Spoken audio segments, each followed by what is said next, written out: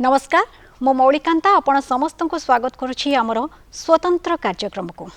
आज आम सहित एमिति जणे व्यक्ति विशेष स्टूडियो रे उपस्थित अछंती जहांक विषय रे कहबाकू हेले एक लंबा चौड़ा वक्तृता मते देबाकू पड़िबो, किंतु कहबाकू चाहिबी से ओडिशा आसीछंती national human rights commissioner, human rights advisory तथा human rights education and gender equality रो special monitor professor doctor Kanhaiya Tripathi महोदय, जे कि जेंडर इक्वालिटी एवं ह्यूमन राइट्स को नहीं अनेक कार्य करछंती। ओडिशा आसीछंती एक विशेष अभियान रे आज तांका सहित कथा हबा, तांकरी मुहरु सुनिबा से कौन सब आम ओडिशा रे देखुछंती ए अभियान रो कार्यक्रम। तबे चलंतु तांको स्वागत करिबा। सर, आपको स्वागत है हमारे स्टूडियो में और ओडिशा में। नमस्कार, आपको धन्यवाद। उड़िया के सभी कार्यक्रम देखने वाले लोगों को नमस्कार। सर, आपसे जानना चाहेंगे कि आप उत्तर प्रदेश से बिलोंग्स करते हैं लेकिन आप उड़ीसा आए हैं, ये आपकी पहले दौरा है। पहले जानना चाहेंगे कि उड़ीसा आपको कैसा लग रहा है?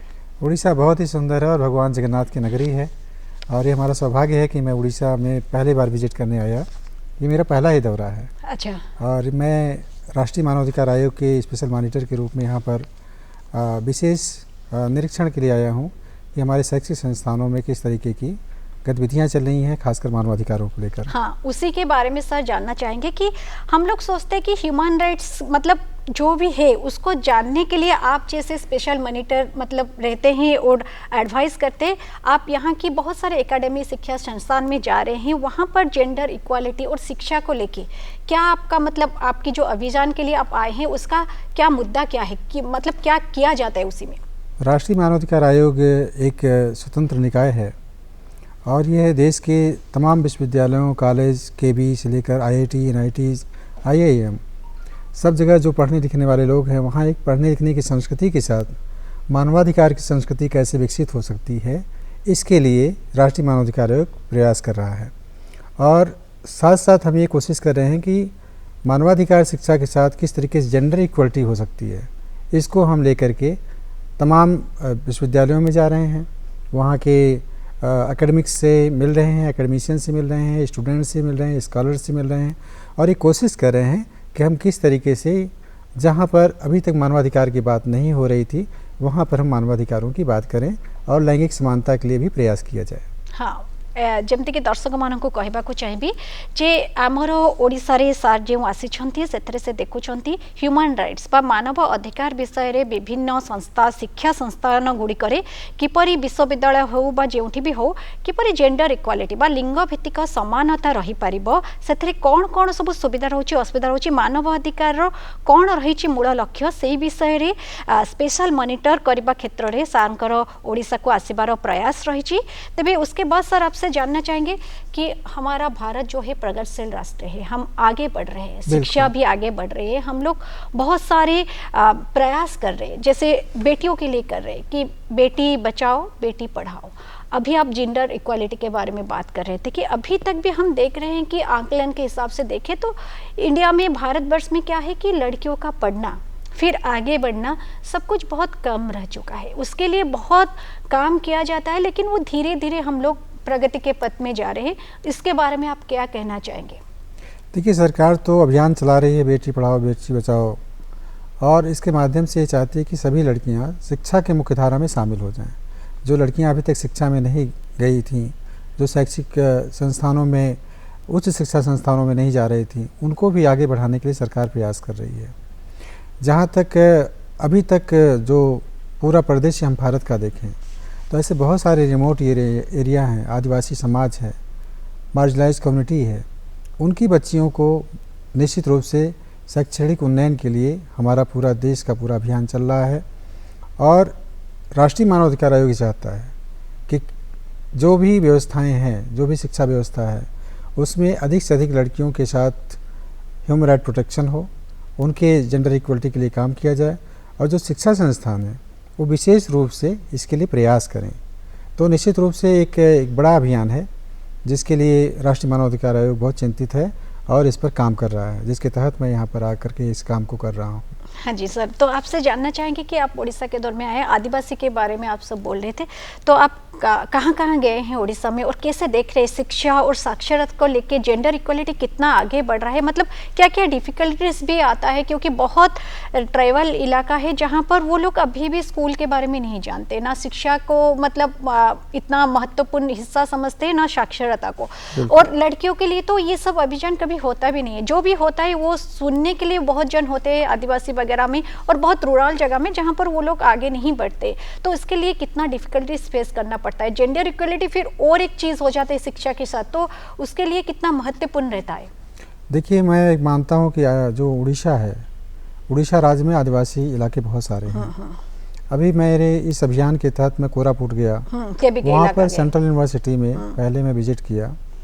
तो सेंट्रल यूनिवर्सिटी में जो स्थितियाँ हैं, वहाँ पर लड़कियाँ और लड़के सब पढ़ रहे हैं, लेकिन उसमें आदिवासी समाज के लोग कितने जागरूक होकर के अपने शैक्षिक उन्नयन के लिए काम कर रहे हैं या वो शामिल हो पा रहे हैं। और उसके साथ ही महत्वपूर्ण यह है कि वो शिक्षा व्यवस्था में उनको किस तरीके से व्यवस्थाएं दी जा रही हैं, मतलब उनके पढ़ने लिखने की संस्कृति के साथ किस तरीके से जोड़ा जा रहा है। खासकर जो लड़कियां होती हैं उनको काफ़ी तमाम समस्याओं को झेलना पड़ता है।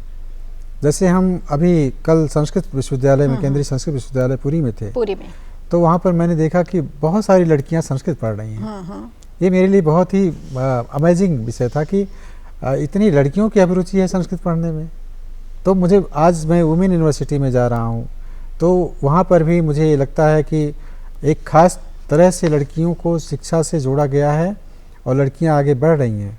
अब हमें ये कोशिश करना है कि लड़कियों की जो बुनियादी ज़रूरतें हैं वो हमारे शैक्षिक संस्थानों में मिल पा रही हैं कि नहीं मिल पा रही हैं, उनके मानवाधिकारों की रक्षा हो पा रही है कि नहीं हो पा रही है।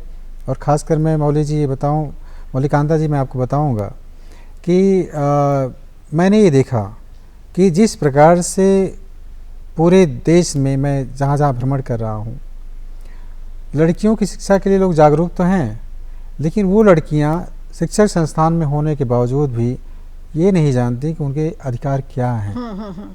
वही मैं जानना चाहती हूँ कि आजकल जितने आगे हम बढ़ रहे, लड़कियां तो पढ़ने के लिए आ जाते हैं वो अभियान के हिसाब से, लेकिन वो ह्यूमन राइट्स के बारे में नहीं जानते हैं, फिर बहुत सारी बाधाएं आते हैं। आप स्पेशल मॉनिटर के हिसाब से क्या बोलेंगे, उड़ीसा में ये सब बाधाएं आपको क्या देखने को मिल रहा है? बिल्कुल, बहुत जगह जैसे हाइजीन की प्रॉब्लम है, कहीं साइबर सिक्योरिटी को लेकर के उनके पास, उनके बीच में डिस्कशन नहीं है, कहीं डिजिटल अरेस्ट पर बातचीत नहीं हो रही है। तो ऐसे बहुत सारे एस्पेक्ट्स हैं। खासकर जिस हॉस्टल में लड़कियां रहती हैं, उन लड़कियों की स्थिति क्या है और वो लड़कियां किस दशा में रह रही हैं। हॉस्टल में बहुत सारी जैसे सैनिटेशन की बात होती है, वहाँ पर किस तरीके से क्लीनिनेस है, स्वच्छता किस तरीके की है। उसके अलावा जैसे उनके कमरे में, उनके कॉमन रूम में टीवी है कि नहीं है, वहाँ पर अखबार आते हैं कि नहीं आते हैं, वाईफाई की सुविधा है कि नहीं है।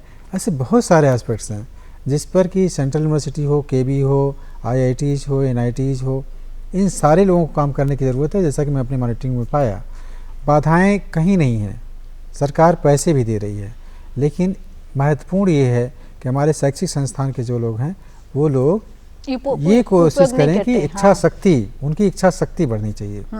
अगर इच्छा शक्ति होगी तो इनिशिएटिव लेंगे, इनिशिएटिव लेंगे तो बहुत सारे काम हो जाएंगे। जैसे अभी मैं कल संस्कृत विश्वविद्यालय में गया हुआ था, वहाँ पर लड़कियों की डिमांड थी और वहाँ के जो भी बच्चे भी पढ़ रहे हैं उनकी भी डिमांड थी कि हमारे यहाँ कैफेटेरिया होनी चाहिए। मैंने तुरंत वहाँ के डायरेक्टर से बातचीत की, हमने कहा 1 हफ्ते के भीतर यहाँ पर बच्चों की कैफेटेरिया होनी चाहिए, क्योंकि अगर इनको दिन भर में कुछ भी खाने पीने को नहीं मिल रहा है तो ये पढ़ेंगे कैसे। तो इस तरीके की बहुत सारी समस्याएं हैं। जैसे मैं केबी में गया, उनके यहाँ बहुत अच्छी व्यवस्था, सैनिटेशन बहुत अच्छा था यहाँ भुवनेश्वर में। और अभी जैसे मैं अलग अलग इंस्टीट्यूट में जा रहा हूँ, जैसे एग्रीकल्चर इंस्टीट्यूट में मैं गया तो वहाँ के बिल्कुल स्ट्रक्चर अलग है, उनका मैकेनिज़्म अलग है। यूनिवर्सिटी में जा रहा हूँ तो उनका मैकेनिज़्म अलग है, स्ट्रक्चर अलग है, उनके वर्क कल्चर अलग अलग हैं। तो अलग अलग जगह पर किस किस तरीके की समस्याएं आ रही हैं, इसको मैं बहुत बारीकी से परख रहा हूँ, देख रहा हूँ। और जहाँ तक ज़रूरत हो रही, मैं अपनी मॉनिटरिंग के दौरान मैं स्पेशल रिपोर्ट अपने आयोग को सौंपूंगा भी, क्योंकि हमारे जो आयोग के अध्यक्ष हैं माननीय जस्टिस वी रामासुब्रमण्यम जी, वो ये चाहते हैं कि देश की लड़कियाँ पढ़ें और देश की लड़कियाँ आगे बढ़ें। हाँ जी, बहुत अच्छी बात आप बोले, लेकिन इसी में भी मैं जितना समझ पा रही हूँ कि छोटे संस्थान हो या बड़े संस्थान, सब जगह में कुछ ना कुछ प्रॉब्लम रहता है। मतलब हम लोग के पास जो आता है हम उसको यूटिलाइज नहीं करते, छोटे छोटे डिमांड्स भी रहते हैं और राइट्स भी रहते हैं, लेकिन हम जान नहीं पाते। वो केबी के बारे में आप बोले, संस्कृत विद्यालय के बारे में बोले, फिर IIT एम्स में भी आप मतलब स्पेशल मॉनिटरिंग करते हैं। हाँ, तो क्या सब जगह कुछ ना कुछ ऐसे ही दिक्कतें रहते हैं, बाधाएं रहते हैं? ऐसी बहुत सारी दिक्कतें हैं जिसको हमें बुनियादी रूप से देखने की ज़रूरत है। अब मैं हॉस्टल में जब IITs में जा रहा हूँ तो वहाँ के हॉस्टल में बच्चियों के साथ मैं खाना खाता हूँ कि उनको वास्तव में फूड्स किस तरीके से दिए जा रहे हैं, किस तरीके का न्यूट्रिशन किस तरीके से दिया जा रहा है। अगर बच्चे स्वस्थ नहीं रहेंगे तो पढ़ेंगे कैसे, और पढ़ेंगे अगर अच्छे मन से नहीं तो आगे बढ़ेंगे कैसे। ये बहुत सारी चीज़ें होती हैं जिसको करने की ज़रूरत होती है। महत्वपूर्ण ये है कि हमारे जो एडमिन हैं, जो एकेडमिक एडमिनिस्ट्रेशन के लोग हैं या लीडरशिप है, उनकी इच्छा शक्ति को थोड़ा सा हम पुश करेंगे। उनके यहाँ जो तमाम और भी प्रॉब्लम्स होती हैं, जो शिक्षक हैं वो पढ़ाने के लिए जाते हैं लेकिन उनके समय पर प्रमोशन नहीं है तो भी दिक्कत है। ऐसे बहुत सारी चीज़ें हैं जिसको कि हमें बहुत अच्छे तरीके से करने की ज़रूरत है। हाँ। और सबसे महत्वपूर्ण बात एक बात बताऊँ, देश के एकेडमिशियन ये नहीं जानते कि राष्ट्रीय मानवाधिकार आयोग के अध्यक्ष कौन है। ये बहुत ही आयरनी समझिए कि अब उनको ये बताना पड़ रहा है कि आपके आयोग के अध्यक्ष ये हैं, राष्ट्रीय मानवाधिकार आयोग ये करता है, और आप अपने यहाँ UNDHR मतलब संयुक्त राष्ट्र सार्वभौम घोषणा पत्र का पाठ करिए, उसको पढ़िए। उनको ये नहीं पता कि हंसा मेहता कौन है। हंसा मेहता वो लेडी हैं जो कि जब संयुक्त राष्ट्र मानवाधिकार सार्वभौम घोषणा पत्र बन रहा था तो उसमें वो एक सदस्य के रूप में, भारत की प्रतिनिधि के रूप में थी, और वो देश की एक बहुत बड़ी बेटी के रूप में जानी जाती हैं। मैंने कहा उन लोगों से कि आप अपने संस्थान में एक हंसा मेहता जी का फ़ोटो लगाइए ताकि बच्चियाँ जब भी इस फोटो को देखें तो जानें कि हंसा मेहता कौन थी। हाँ जी, छोट छोट प्रयास जोटार आवश्यक रही। आम अनेक कथा जानी था किंतु जितेबाला छात्र छात्री को जनवार कथा आसे शिक्षा अनुष्ठान ही आम से जन पार। जदि परिवार से किसी शिखि था शिक्षा अनुष्ठान समाज विषय समाज व्यक्ति विशेषों विषय शिखा पाई था। तार मध्य प्रयास ये अभियान जरिया सार जमती करने को चेष्टा करुँच। तो सर आपसे फिर से जानना चाहेंगे कि बहुत छोटे छोटे बातें, जैसे हम लोग कभी कभार बोल देते हैं कि ह्यूमन राइट्स के अंडर हम लोग ये कर देंगे वो कर देंगे, लेकिन हम लोग को बेसिक चीज़ें पता नहीं होती। तो उसके लिए ही आप आए हैं, वो अभियान है, अथवा आप स्पेशल मॉनिटरिंग उसके लिए करें। आप खुद शिक्षा के क्षेत्र में बहुत सालों से है, अगर देखा जाए तो आप अहिंसा में विश्वास करते हैं नहीं करते मुझे नहीं पता, लेकिन आपकी पढ़ाई, आपकी जितने गोल्ड मेडल आपको मिला वो सब अहिंसा के ऊपर था। और फिर आजकल हम अहिंसा के बारे में सुनना नहीं चाहते। थोड़ा आपकी व्यक्तिगत जीवन के बारे में जानना चाहूँगी। बहुत सारे ह्यूमन राइट्स की बातें हो रही, बीच बीच में दर्शकों को बता दें कि मतलब आप अहिंसा के ऊपर इतने कुछ रिसर्च किए हैं, फिर आप फॉर्मर OST भी रह चुके हैं प्रेसिडेंट जी की, जो कि मतलब देखा जाए तो सबसे उच्च पद की एक व्यक्तित्व के लिए आप स्पेशल OST विशेष कार्य अधिकार भी रह चुके हैं। तो क्या कहेंगे एक अहिंसा की स्टूडेंट जो प्रोफेसर भी है, जो बहुत सारे सेमिनार, बहुत सारे वेबिनार, बहुत कुछ अटेंड किए हैं, फिर आपकी पुस्तक के तरफ आएंगे जो कि आप बहुत कुछ लिखे हैं, 40 से ऊपर आपकी मतलब बुक संपादित आप किए हैं। फिर आप ये मानव अधिकार के बारे में बात करते हैं। कभी कभार क्या होता है जब हम स्टूडेंट रहते हैं तो एक रिवोल्यूशनरी हमारे मन में नेचर रहता है, मतलब हम सोचते हैं कि हमें ये करना चाहिए, शिक्षा संस्थान में ये होना चाहिए। आप अभी उसी के बारे में काम कर रहे हैं। जब आप थे छात्र तो आपकी जीवन कैसे थी? ऐसे कुछ आंदोलन मन में आ रहा था या अहिंसा के ऊपर ही विश्वास कर रहे थे? देखिए, मैं शुरू से ही थोड़ा सा जिज्ञासु भी रहा हूँ और प्रयासरत भी रहा हूँ। तो मैं तो साइंस का स्टूडेंट था, लेकिन मेरे माता पिता बहुत ही, मैं जिन माता पिता ने मुझे जन्म दिया मैं उनको प्रणाम करता हूँ, क्योंकि जो कुछ भी हूँ मैं उनके कारण हूँ। दूसरी बात, जब एक तो मेरे मन में कुछ भी नई चीज़ें आ जाती हैं, जब भी आ जाती हैं तो मैं उसे मन में धारण करता हूँ और उसे ज़रूर पूरा करता हूँ।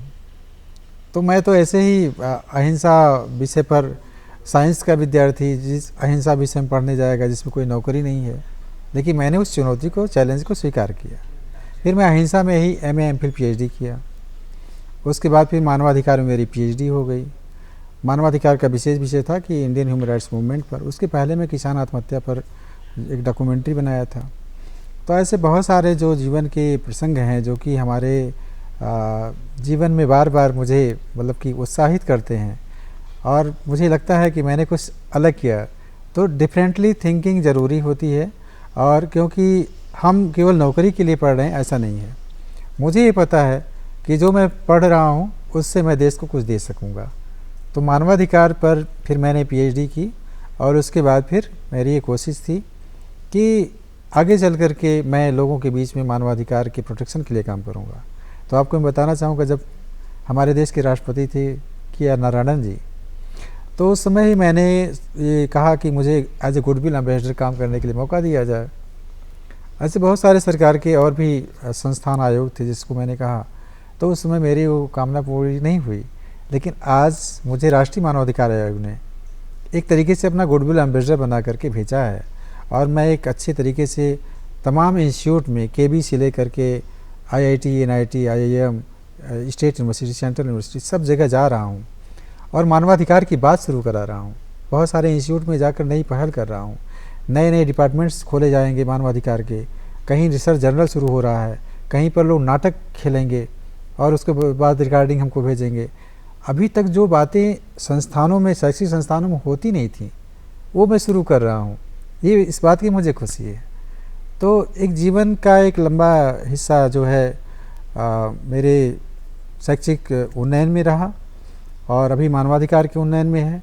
राष्ट्रपति भवन में जो मेरा कार्यकाल था, उस दौरान भी मेरी बहुत सारी 16 किताबों का मैंने संपादन किया राष्ट्रपति जी के। फिर प्रणब मुखर्जी जी के 5 किताबों का संपादन किया, और बहुत सारे ऐसे इनिशिएटिव नवाचार के वहाँ पर हो रहे थे जिसमें मेरी पार्टिसिपेशन, मेरी प्रतिभागिता रहती थी। तो ये मेरे जीवन को भगवान ने जो दिया है, इसको मैं सौभाग्य मानता हूँ, और हर व्यक्ति के जीवन को मैं सौभाग्य के रूप में देखता हूँ। वो चाहे तो अपने जीवन को अच्छा बना दे, वो चाहे तो अपने जीवन को बर्बाद कर दे। ये तो उसके नियति और उसके सोच पर आधारित है कि कैसे करेगा।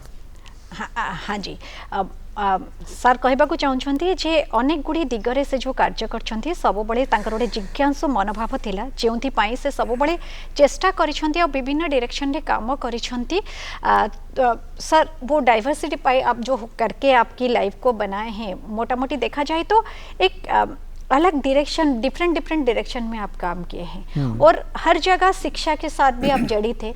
तो आप जब एज ए प्रोफेसर काम कर रहे थे, तो वहाँ पर आप छात्र छात्रों के मनस्तत्व को बहुत अच्छे से पास से देख पा रहे थे। अभी आप स्पेशल मॉनिटरिंग के लिए डिफरेंट स्टेट घूम रहे हैं, राष्ट्रीय आयोग के अंडर में है, तो आपको और भी सारे छात्र छात्रों के मनस्तत्व के बारे में पता चल रहा होगा। और एक बात मैं जानना चाहूँगी कि आप जब से शिक्षा में जड़ी थे, अब तक की एक रिवोल्यूशनरी पॉइंट आ गया है, पूरा तो सब कुछ चेंज हो गया है। तब हम जैसे सोच रहे थे, आप लोग जैसे सोच रहे थे, हम जैसे सोच रहे थे, अभी की पीढ़ी वैसे नहीं सोच रही है। तो उसमें आप क्या फर्क देख रहे हैं? मतलब ह्यूमन राइट्स को लेके जो आकलन किया जाता था, अभी उसका क्या क्या चेंजेस हो रहा है? मतलब कुछ समय के हिसाब से इस सब में चेंजेस हो रहा है? दुनिया में बहुत ही चेंजेस आ रहे हैं, खासकर नई चैलेंजेस हमारे सामने हैं, क्योंकि पढ़ने लिखने का तरीका बदल रहा है। अभी हम तमाम चीज़ें ऑनलाइन करना शुरू कर दिए हैं, तो उसके साथ हमारे सामने साइबर क्राइम जैसे, डिजिटल अरेस्ट जैसी समस्याएं हैं। हमारे जीवन में जो बहुत सारे पहलू ऐसे होते हैं जिसमें हम चैलेंजेस को स्वीकार नहीं करते हैं। अभी जब मैं जा रहा हूँ संस्थानों में मॉनिटरिंग के लिए, तो आपको मौलिकांता जी सुन करके बहुत आश्चर्य होगा, लड़कियां सीधे मुझसे कनेक्ट हो रही हैं। अच्छा, वो चाहती हैं कि हमारी बात सुनी जाए। पहले बोलते नहीं थे। जैसे क्या है कि उनको सैनिटरी पैड के बारे में या वेंडिंग मशीन के बारे में कोई सुनने वाला नहीं, उसको कोई समझने वाला नहीं है। लेकिन उनको ये सब पता है, वो अवेयर है ये सब के बारे में? नहीं अवेयर हैं, लेकिन उनके पास सुविधाएं नहीं है। तो जहाँ सुविधाएं नहीं है, जहाँ मैं जा करके इस काम को करवा रहा हूँ, वो लड़कियां कहती हैं कि मेरी बात कही जा रही है। ये हमारे जो वाइस चांसलर हैं, प्रिंसिपल्स हैं, डायरेक्टर हैं, ये क्यों नहीं करना चाहते? तो ये बहुत अच्छी बात है। मैं तो सौभाग्यशाली हूँ कि लड़कियों के जा करके या जेंडर इक्वलिटी के लिए मैं इस काम को कर रहा हूँ। वो लड़कियाँ, उनकी बहुत सारी, उनकी कुछ भोजन की प्रॉब्लम होती है, कुछ उनके फ्रीडम की प्रॉब्लम होती है। इन सारी चीज़ों पर वो लड़कियाँ खुल करके मुझसे बात कर रही हैं। अच्छा, और लड़के भी, जहाँ पर हॉस्पिटल नहीं है, जहाँ पर एम्बुलेंस की सुविधा नहीं है, उन सारी सुविधाओं को ओपन किया जा रहा है। ये एक बहुत बड़ा चेंज आने वाला है इस राष्ट्रीय मानवाधिकार आयोग के इस मिशन के द्वारा। तो आप देख रहे हैं उड़ीसा में क्या क्या मतलब क्या क्या सुधारने की ज़रूरत है। आप छोटे छोटे चीज़ें बोल रहे हैं, जितने दिन की आपकी विजिट भी रही है, तो बहुत कुछ करने के लिए बाकी है या बहुत छोटे छोटे चीज़ जो कि ह्यूमन राइट्स के अंडर में जाता है या जेंडर इक्वालिटी के लिए करने की ज़रूरत है? आपको क्या लगता है क्या करने से सुधार जाएगा ये स्थिति? देखिए, कई लेवल पे उसको ठीक करना पड़ेगा। एक तो जो मैकेनिज्म है उसको सही करना पड़ेगा, एडमिनिस्ट्रेटिव लेवल पे सही करना पड़ेगा। दूसरी बात है इंफ्रास्ट्रक्चर जो है, जैसे एम्बुलेंस की सुविधा नहीं है, कहीं पर फीमेल डॉक्टर नहीं है, उन डॉक्टर की ज़रूरत है, कहीं पर स्कोपस और रिसर्च जर्नल में लोग प्रकाशित नहीं कर रहे हैं, उसकी ज़रूरत है। ऐसे बहुत सारे नए इनिशिएटिव हैं जिसको नए तरीके से सुधार की ज़रूरत है। और मेरे इस यात्रा के दौरान मैंने महसूस किया कि अगर मैं सारे इंस्टीट्यूट, जिस इंस्टीट्यूट में जा रहा हूँ वहाँ पर कोई नई चीज़ हो रही है, यानी ह्यूमन राइट्स डिपार्टमेंट खुल रहा है, एक नया डिप्लोमा कोर्स शुरू हो रहा है, कहीं पर नया जर्नल शुरू हो रहा है, कहीं पर सर्टिफिकेट कोर्स शुरू हो रहा है, कहीं पर लोग ड्रामा करने के लिए तैयार हो रहे हैं, कहीं कविताएं और कहीं पेंटिंग्स, इस तरीके की एक बड़ा अवेयरनेस जो है इस मुहिम के माध्यम से शुरू होने जा रहा है। तो मुझे लगता है कि चेंज आएगा, पूरे देश में चेंज आएगा। और ख़ासकर जब आज हम SDG गोल की बात कर रहे हैं, सस्टेनेबल डेवलपमेंट गोल, तो हमें हर व्यक्ति को इस तरीके से इस्टेब्लिश करना है ताकि हमारा हैप्पीनेस इंडेक्स बढ़े। अगर चेहरे पे मुस्कुराहटें नहीं रहेंगी तो मौलिकांता जी हम कभी विकास नहीं कर पाएंगे। और एक कब होगा? तब होगा जब हम ह्यूमन राइट्स की बात करेंगे, जब लोग अपने अधिकारों के बारे में जानेंगे, लड़कियां जानेंगी, लड़के जानेंगे, अध्यापक जानेंगे, और उसके साथ साथ वो लिखेंगे, एकेडमिक रिवोल्यूशन लाएंगे, निश्चित रूप से हमारा विकास होगा, ये देश ग्रो करेगा और हम दुनिया भर में एक अच्छे ह्यूमन राइट प्रोटेक्शन के रूप में, प्रोटेक्टर के रूप में जाने जाएंगे, डिफेंडर के रूप में जाने जाएंगे। तो ये ज़रूरी है।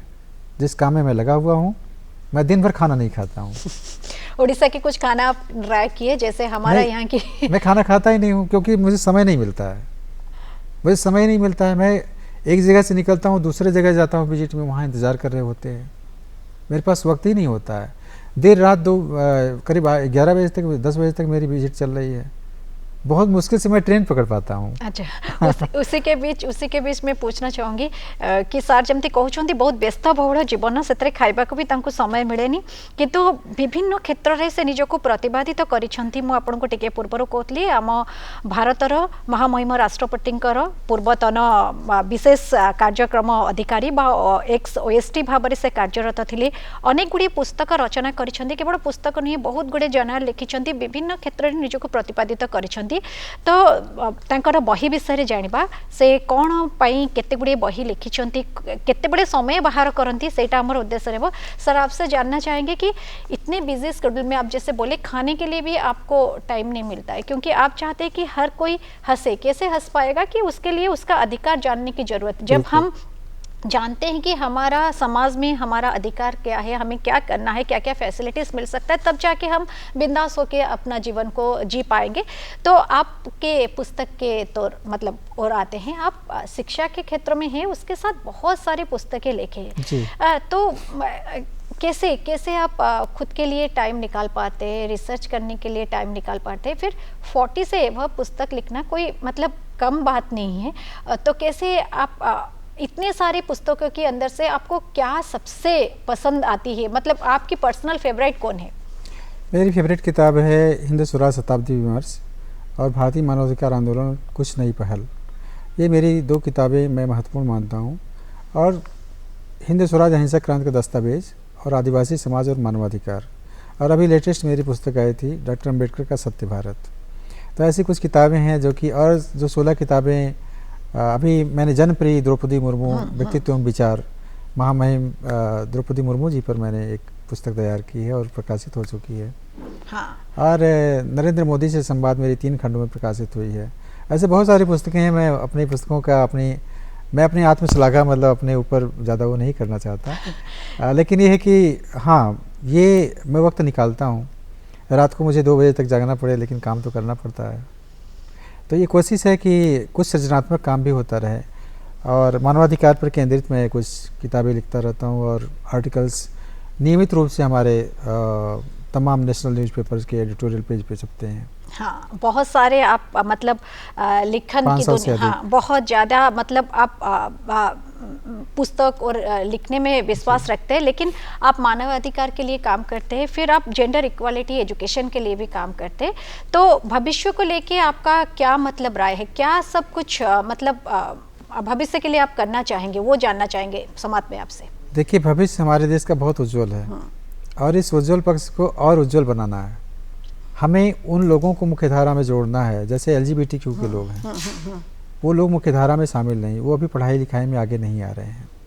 तो मैंने यूनिवर्सिटी के तमाम यूनिवर्सिटी के इंस्टीट्यूट के डायरेक्टर और वाइस चांसलर से रिक्वेस्ट किया कि आप लोग उनके बीच में जा कर के अवेयरनेस लाइए। अगर हो सकता है 12वीं के बाद वो ग्रेजुएशन करने के लिए यूनिवर्सिटी में दाखिला नहीं लेते हैं, तो आपको उनको ज़रूर कहना चाहिए कि आप आओ, हम आपको एडमिशन देंगे, आप आगे पढ़ो। मुझे बहुत अच्छा लगा कि उत्कल यूनिवर्सिटी में एक थर्ड जेंडर का व्यक्ति आज PhD कर रही है, तो मुझे बहुत अच्छा लगा।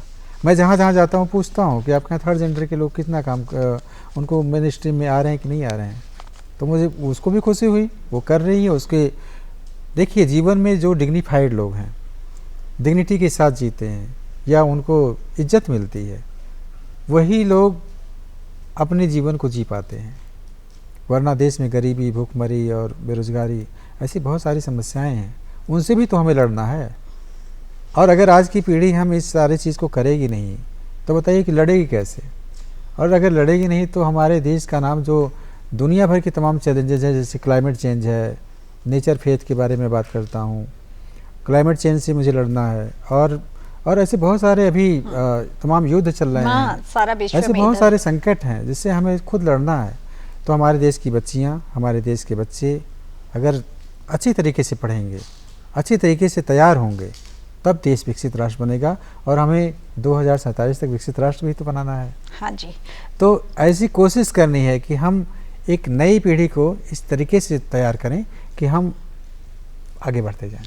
बहुत ऊंची विचार है आपकी, आप इसके लिए प्रचेष्टा भी कर रहे हैं, मतलब प्रचेष्टा सिर्फ नहीं, आप तो पूरे लगे हुए हैं। तो हाँ, हमारी शुभकामनाएं आपके लिए रहेगी। और बहुत बहुत धन्यवाद, आप उड़ीसा आए, हमारे कार्यक्रम में आए, आपसे बहुत कुछ जानने को मिला, तो हम अभागी है। नमस्ते। नमस्कार दर्शक बंधु, ये थिले प्रोफेसर डॉक्टर कन्हैया त्रिपाठी महोदय, जहाँ सहित आम कथा होते अनेक किछि मानव अधिकार विषय रे, शिक्षा विषय रे, पुणी जेंडर इक्वालिटी विषय रे, जे कि स्पेशल मॉनिटरिंग रे आम ओडिशा को आसिछन्ति, विभिन्न शिक्षा संस्थान गुड़िकरे कार्य करुछन्ति बा तदारख करुछन्ति, एवं आमर छात्र छात्री माननकु निजर अधिकार एवं सेमाने किपरि आगको बढ़ी पारिबे, समाज रे निजको प्रतिपादित करि पारिबे, हस खुशी रे रहि पारिबे एवं बहुत गुड़िए कार्य करि पारिबे, सेतिपई प्रचेष्टारत आमर शुभकामना तांको पई रहिबो। तेबे आजिर ए विशेष कार्यक्रम को एठी रखुछु, विदाय दियंतु, नमस्कार।